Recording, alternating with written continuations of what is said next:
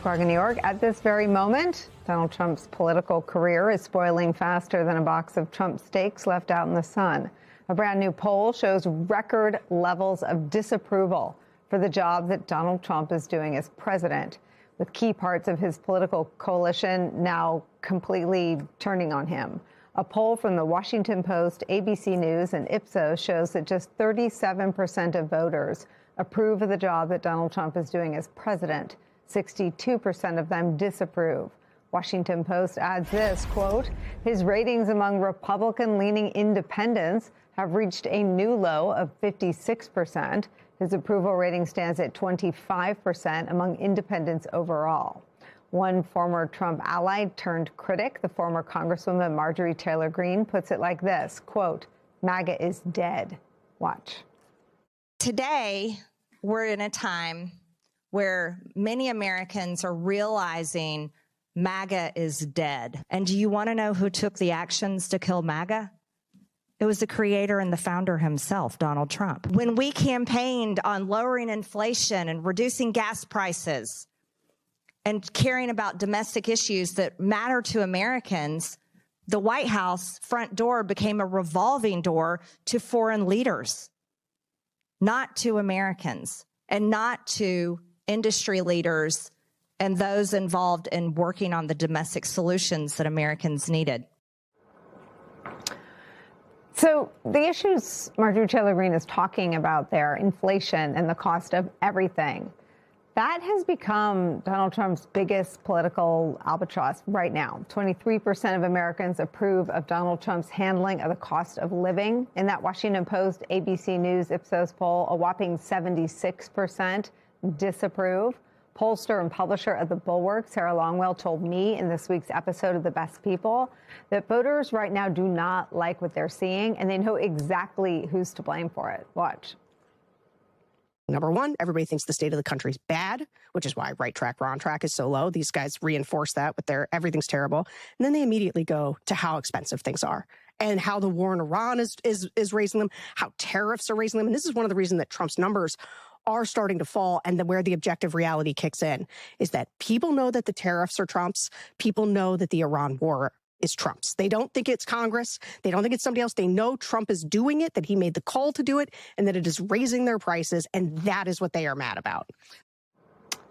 Meanwhile, there is brand new reporting on how big parts of Trump's coalition, the parts that provided the money and the volunteers and the support for Donald Trump to win the Republican nomination 3 times and prevail in the general election twice, are also souring on the job Donald Trump is doing as president. Look at this headline in the Wall Street Journal. The anti-abortion movement is turning on Trump. From that reporting, quote, abortions are up in the years after the overturning of Roe, and the anti-abortion lobby has a new locus for blame. Trump is the problem, they say. The president is the problem. That's Marjorie Dannenfelser. She's the influential president of the Susan B. Anthony Pro-Life America. Big source of their frustration is the fact that the Trump administration is allowing abortion pills to be shipped by mail. But they're not the only special interest or activist group that is mad at Donald Trump right now. Politico reports this, quote, leaders in RFK Jr.'s Make America Healthy Again movement are outraged over Donald Trump's Surgeon General nominee switch since Trump announced Thursday that Nicole Saphier, a radiologist and former Fox News medical contributor, will replace Casey Means, a close ally of the health secretary, as Donald Trump's pick for the nation's top doctor. They've rushed to social media to share why they believe Trump's decision is short-sighted. Growing signs of discontent and Donald Trump's political base turning on him bigly is where we start today. Democratic pollster and political analyst Cornel Belcher is back with us. Also joining us, political analyst, former Senator Claire McCaskill is back, and back with me at the table for the hour, senior political analyst, contributing host on Pod Save America, the host of the podcast Runaway Country, Alex Wagner's here. Cornel, I'll let you jump in on the polling. Sarah Longwell's theory of the case is that there is a Bush line, that George W. Bush left office at 32%.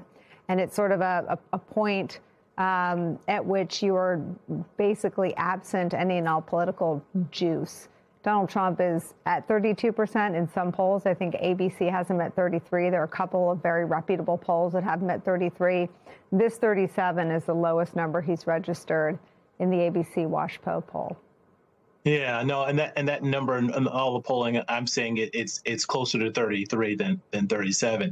And look, Nicole, you've got to go back to George W. The Daddy Bush decades to see polling numbers that have collapsed like this, right? On every measure, the president is underwater, and on the broader brand pillars of the Republican Party having to do with the economy and even immigration, the president's now underwater. And particularly underwater, you talked a little bit about this with independent voters, even with independent voters who lean Republican. He's completely collapsed into the 30s with independent voters. Now, why does this matter? This matters because of elections. And if you look at way independent voters are breaking, like you had the governor, New Jersey's governor, Nikki Sherrill, on your podcast recently, and I think she's fantastic. But she won independent voters by double digits by 13 points. Spanberger won independent voters in Virginia by 19 points. Everyone on this broadcast know it's really hard to be competitive, especially in these swing districts, if you're losing independents by double digits. The other interesting number, really quickly, Nicole, I thought was fascinating in that Washington Post data, was he's now underwater on the economy. Majority of non-college white voters are now disapproving of his job on the economy. Why, again, is that important? He carried those voters by better than 30 points in the last election. So if they're turning on him, it becomes really problematic. The whole coalition begins to collapse. I have this theory, and this may put me in the minority, but I think some of the talk on the MAGA side about rigging the election is in some ways this psychological bulwark against the size of the losses, because you can gerrymander it into the shape of your favorite zoo animal. You can make a map look like a giraffe and you still can't win. You know what I mean?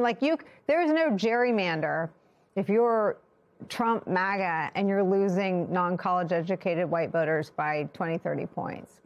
Or independent voters by 15 or 20 points. One last quick thing on this, Nicole, is you opened with Marjorie Taylor Greene saying a MAGA is dead. I got a feeling that all of us are going to be talking about the rebirth of MAGA in the next 2 years, led by Marjorie Taylor Greene. Yeah, I sort of have this image that Marjorie Taylor Greene and Tucker are helping to kill it, right, so that they can be like the ones with the things on it. But it's as you said, I feel like we will all reconvene to cover that many news cycles. Claire McCaskill, I feel like you're the foremost expert on the importance of what's happening in these poll numbers. Just tell me how you read these and what your warnings are for Republicans. Well, all you have to do, Peter Baker had a great tweet today where he went back and did the history of presidential approvals and losses in midterms.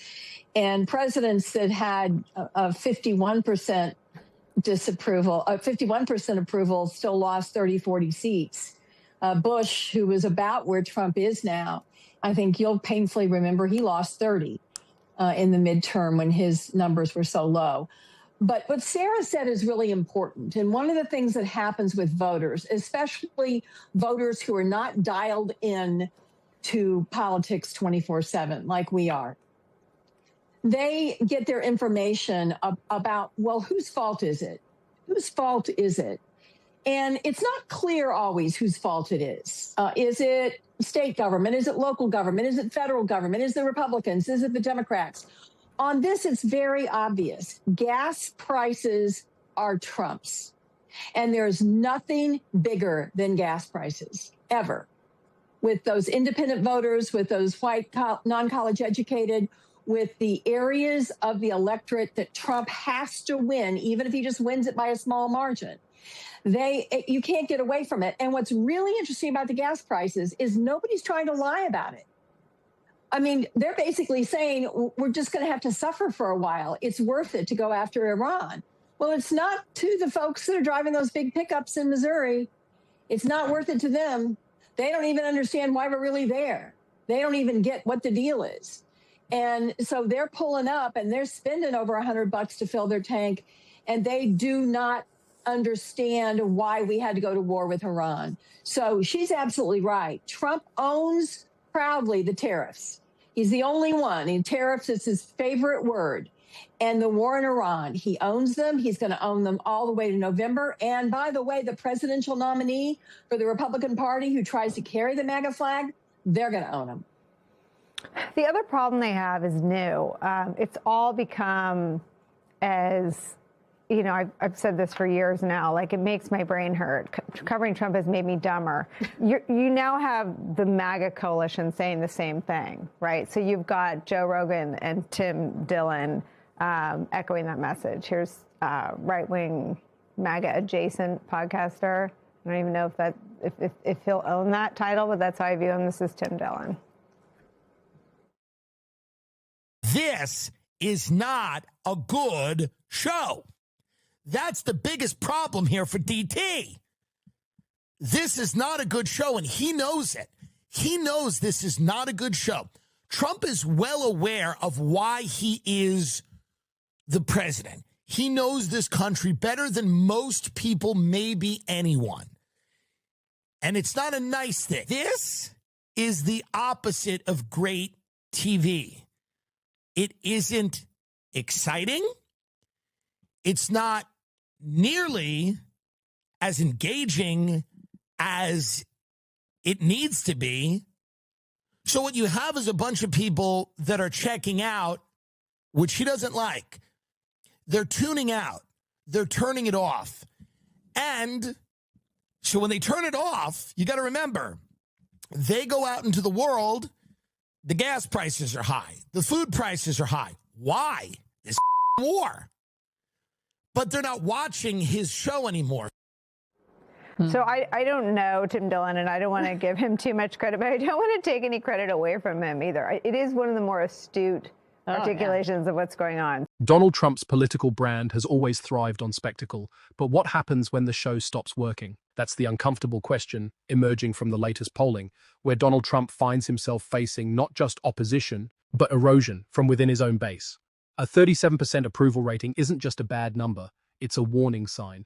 It signals something deeper than partisan backlash. It suggests fatigue, even disillusionment, among voters who once saw Trump as a disruptor capable of delivering results. Now, many of those same voters appear to be asking a much simpler question: is any of this actually working? What's striking is how clearly the blame is being assigned. On issues like inflation, tariffs, and the ongoing conflict tied to Iran, voters aren't bye-bying responsibility across institutions. They're pointing directly at Trump. That clarity matters. In politics, ambiguity can be a shield. But when voters believe they know exactly who is responsible for rising costs, that shield disappears. Even more telling is the fracture within the MAGA coalition itself. When figures like Marjorie Taylor Greene publicly declare that MAGA is dead, it's not just a headline, it's a signal of internal collapse. Movements don't usually implode from external pressure alone. They weaken when their own champions start questioning the mission. And the criticism isn't limited to rhetoric. Key pillars of Trump's support, economic populists, anti-abortion activists, and even segments of the Make America Healthy Again movement are expressing dissatisfaction. These aren't fringe voices. They are the infrastructure that powered Trump's rise. If they begin to drift, the entire political machine starts to wobble. The economic argument may be the most damaging of all. Voters can tolerate controversy, even chaos, if they feel financially secure. But when everyday costs rise, gas, food, basic living expenses, patience evaporates quickly. As analysts point out, voters may not follow every policy debate, but they understand their own wallets. And right now, those wallets are under pressure. There's also a cultural dimension to this decline. Trump's appeal has always been tied to engagement, to being the center of attention. But as some commentators have noted, the show is losing its grip. When supporters tune out, they don't just disengage politically, they reconnect with real-world frustrations that are harder to ignore. None of this guarantees a permanent scoot. Political movements can reinvent themselves, and Trump has defied expectations before. But this moment feels different. It's not driven by a single scandal or media cycle. It's cumulative, built on policy, perception, and performance. And that's what makes it dangerous. Because once a coalition starts to question not just the opposition but its own leader, recovery becomes far more complicated than simply winning the next headline.